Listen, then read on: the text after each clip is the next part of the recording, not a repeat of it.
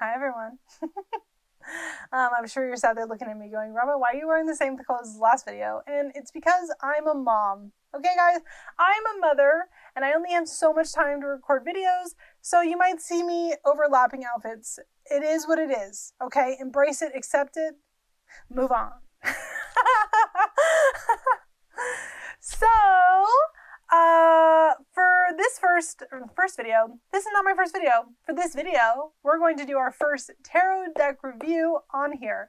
Now, I had recorded a unboxing of this, like full plastic on everything, and there was no sound. I recorded the whole thing, no sound.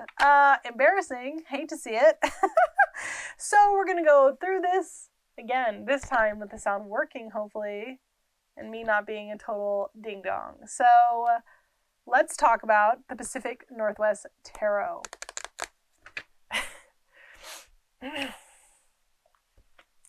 So the Pacific Northwest Tarot, this deck launched on Kickstarter in June, beginning of June, I believe, of 2021.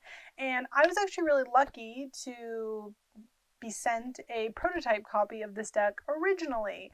I am friends with the creator, Brendan Marnell's brother-in-law, Wolf, who's an incredibly talented tarot reader. I will link him below, as well as I will link this deck below. But I was originally sent a prototype of this deck back in summer of last year, and Brendan was so nice to send me a finalized version, and I'm super excited about it because he's made a bunch of changes, minor changes of course, but changes regardless to this deck that I am stoked on and I'm excited to show you guys about. So starting off strong, we always know that if I am reviewing a deck, we are looking at the box. And when I tell you that this is a sexy box, I mean, it's magnetic. I hate a cheap box. It's just not my favorite. Cheap boxes suck. Luckily, we are not experiencing that here. It is beautiful. It is magnetic. It is a nice thick cardstock, and it has like a buttery matte outside. The deck does come with a little booklet, and I'm not a big fan of booklets that come with decks. Typically, I'm not a big fan of the information inside of them, not because they're bad per se or anything like that. It's just not really something I have any use for, except for when pip decks have been completely redone and you got to figure out, what the cards mean. But what I really like is that because this deck follows the Pacific Northwest, we've got little animals, as you can see. And with those little animals, Brendan has included, well, I don't know what that deck is. That's Two of Cups. He's included inside of it what the animal is. So like this, for example, that was not the card I showed you. This is the one on the top, which is the Two of Cups. He tells you that it is violet green swallows. And I really like that. And each little reading within it kind of correlates the card's meaning to the animals. And I think that's really fun. Plus it's super cute. So here's the dealio. Here's the dealio.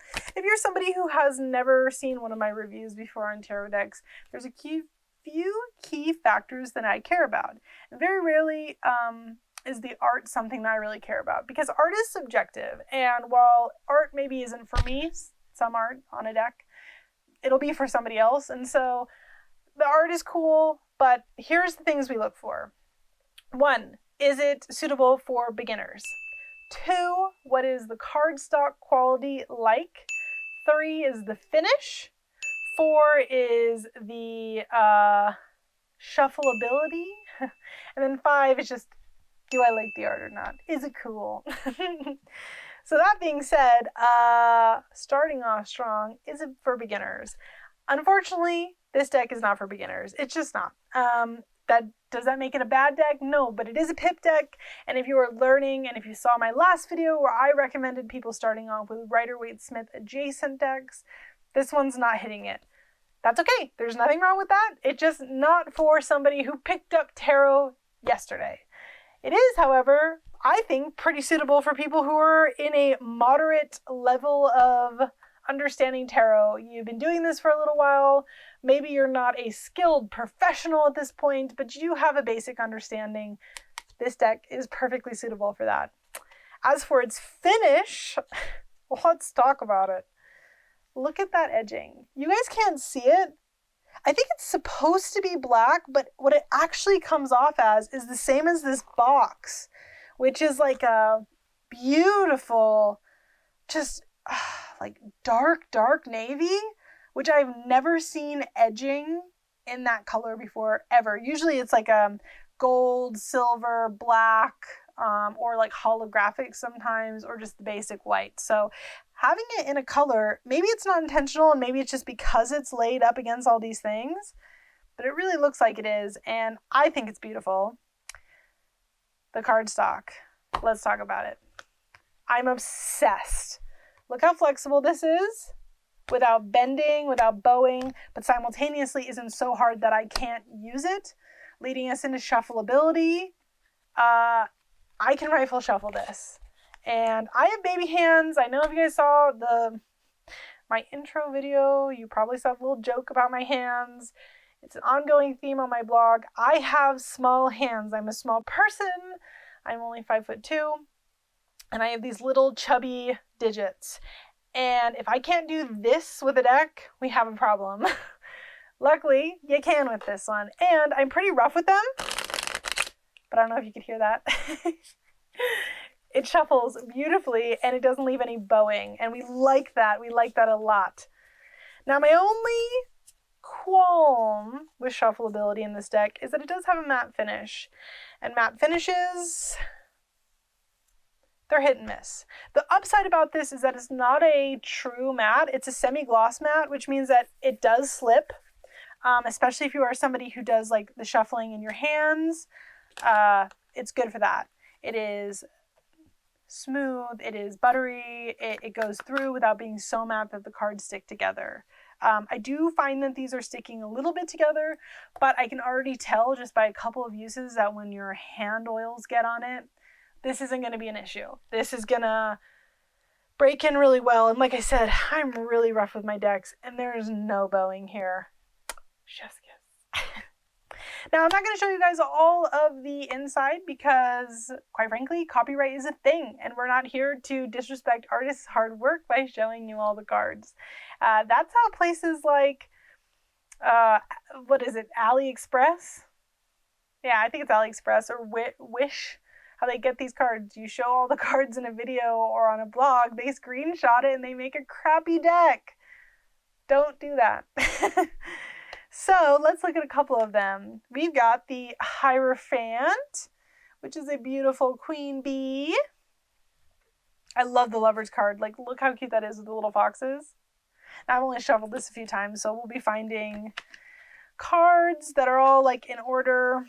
Oh, I love this one. So instead of the Hanged Man, it's the Hanged One. Like, how cute is that? Death is a card I always look for because in pip decks especially, death can be really morbid or really cool. And not that morbidity is not necessarily uncool, but you know what I mean. It can be really imaginative or it can be really morbid. And in this deck, he's gone with fungus. And I love that because mushrooms eat dead people. And I think, well, not just dead people, dead animals. I just think that's cool. We've got the King of Pentacles, which is, I think it's a buck. I'd have to look it up, but I'm pretty sure that's just a buck. Yeah, maybe a caribou. There's no caribou in the Pacific Northwest, is there? I don't think so. Listen, guys, I'm not great at animals. I like this too. The wands is all Avery animals or all birds because they do follow a theme. So you see that? I love that. Some kind of swallow. So the deck in general is just super freaking cute. It just, if you live in the Pacific Northwest like I do, or you are somebody who, oh look at this, the Six of Swords. Or if you're somebody who just really appreciates cute animal decks, I think this one is amazing. I live in the Pacific Northwest. I live literally like a mile and a half from the PCT, part of the PCT. obviously. It goes all the way from Mexico to Canada, so part of the PCT. But I live in the Pacific Northwest, and I think this is really cool because I see some of these animals in my everyday life. Like this, for example, the High Priestess is a crab spider. We had one of these living in our home when we moved in there. And I let it live in the window for as long as it could, and then one day it just disappeared, so poor Charlotte. Overall, though, I would say this is a really, really good deck. Shuffleability, it could be a little bit better, but I can already tell that this deck is going to wear in really nicely and be really shuffleable. And the fact that I can rifle shuffle it as a semi-matte deck just from the beginning is 10 out of 10 in my personal opinion. The imagery is great. The finish is great. The box is great. I mean, I personally think that for a first deck review on this channel, this one really hits all the marks, and I'm super grateful to have it. So hopefully you guys like it too. And like I said, if you are fans of cute animals, I think this is a really good one. Until next time.